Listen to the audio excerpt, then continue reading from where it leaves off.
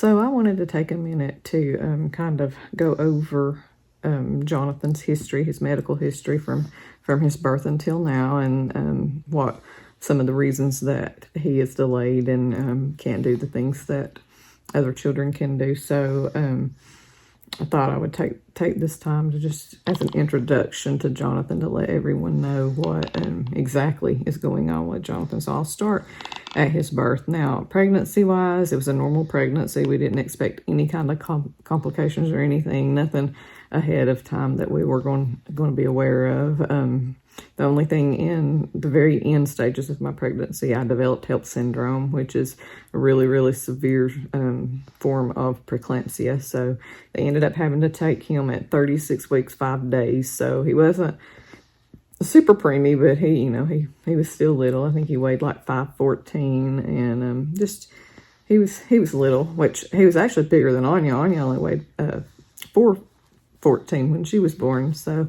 anyway, he was a little bit bigger than her, but things progressed normally, got him home. Everything seemed to be doing like normal newborn babies do. But at 6 days old, we took him to a pediatrician appointment. It was his first one. It's in Cleveland, Tennessee, which is about an hour and 15 minutes from our house, give or take. So we got down there, everything checked out just fine. The only thing that was a little bit concerning was his body temperature was a little bit low. And they told us to watch it. If he became super fatigued or anything like that, then to bring him in and reevaluate. So on our way home, he actually quit breathing on us in the truck. We were in the truck that day, and ended up pulling over at a gas station parking lot. And even though I had been trained in CPR, I'd worked at a daycare previously and had some CPR training. Stuff like that just kind of goes out the window whenever it's your baby. And so I was just screaming hysterically and was heard by just a civilian there at the gas station. I think she might have been pumping gas. But she came over and actually did CPR on Jonathan for about 3 minutes and revived him. The ambulance was there, and I mean, like, their response time down there was like 3 minutes. It was awesome. They took him to Tenova, which happened to be just across the street. That's the hospital there in Cleveland, Tennessee. And they ended up treating me like I was a first-time mom that didn't know what she was doing, which, I mean, I wasn't a first-time mom. It'd been a while since I had a baby, but even still, I mean, I'm like, hello, my kid quit breathing. And anyway, not my favorite hospital, but that's neither here nor there. So we ended up discharging him from Tenova. The diagnosis was fatigue. He was tired. I guess you quit breathing when you're tired. Anyway, so got him home, was still very apprehensive, and decided that wasn't going to cut it. So we took him to the local well, I say local, it's 2 hours away from us, but our closest children's hospital, which is Erlanger, T.C. Thompson Erlanger. And they were fabulous and have been. That's our choice hospital through it all. So they ended up running tons of tests on Jonathan and really couldn't find anything wrong there at that stage. They did EEGs, they did MRIs, they did lumbar punctures, they did anything imaginable that could be tested, they tested. And with, nothing really showing up. But he did show up some silent reflux that was pretty significant. So they thought that might be probably what made him quit breathing. Maybe he had choked and strangled or, lost air because of that. So that's really all that it showed. Now, he did have an MRI, and it showed just a few little abnormalities, but not anything that they were really concerned about. And I don't know if I'm going to pronounce this right, but he had, that MRI showed bilateral choroid plexus cysts. And that's an abnormal, but not anything that really concerned him. It said it was sometimes showed soft markers of maybe having a genetic condition. And what I researched is that it was like a Down syndrome, which Jonathan doesn't have Down syndrome, but I guess it could point them in that direction.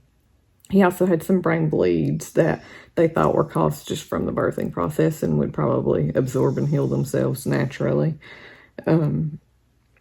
So after that, things were, we progressed normally with Jonathan. Things were pretty much normal until about 4 months old. We noticed he wasn't meeting his milestones. He couldn't hold his head up.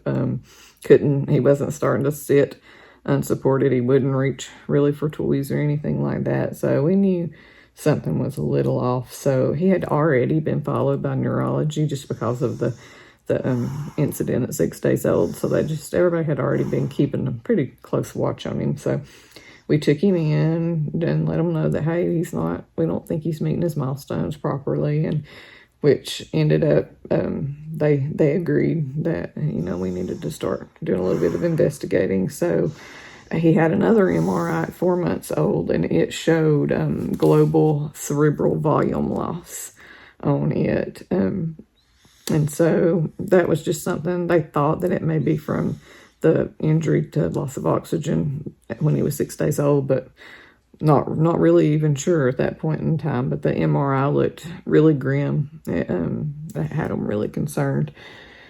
So things, just went as normal. He was diagnosed at 4 months with CP, cerebral palsy. It was spastic and quadriplegia, I think is how they label his CP. Still not a whole, he was a normal functioning baby, babble, talk, smile, laugh, other than not meeting his milestones. But he started having a seizure at 9 months called infantile spasms. And to be honest, that was really the biggest decline that we saw in Jonathan once he had these infantile spasms. And they don't sound bad, but they're terrible. They're a really, really horrible seizure to have, and they really do a lot of damage. So he lost his ability to babble. He was no longer making the mama, da, that kind of thing. And it was just, they were just really, he quit moving as well. He lost a ton of head control, and he didn't have a lot to begin with, but that was really the big start of Jonathan's issues, was his infantile spasms. And of course they put him on medication, so that slows him down. So he was diagnosed with myoclonic seizures, which a lot of the neurologists don't even consider them as seizures, and then a lot do. But baclofen, which is a muscle relaxer, actually stopped those seizures, thankfully. So he was having probably 100 or more of those a day. They were really terrible. Not supposed to have done a lot of damage to his brain, but it was physically taxing on his body, because it was like his arms and his hands would jerk simultaneously, and it had to be exhausting for him. He was later diagnosed with Lennox-Gastaut, which is a complex, rare seizure epilepsy, or severe epilepsy, and it's very hard to control, and they have several different types of seizures normally with that.